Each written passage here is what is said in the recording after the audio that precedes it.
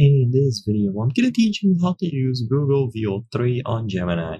It's a very easy process, so make sure to follow along. You can easily use Google Veo 3 to generate videos directly from your web browser on Gemini.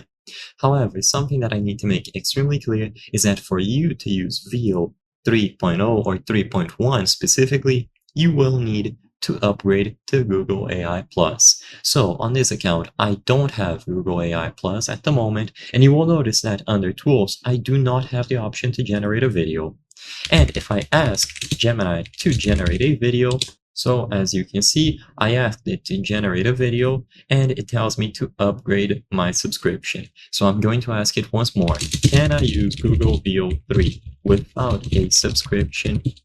And as you can see, Google Veo 3 is generally a premium feature that requires a subscription. You will have some free trials, you can use credits if you have them and so on, but in summary, it is mostly limited to Google AI Plus. So to start, click on the option here at the top right and make sure that you acquire one of these three plans.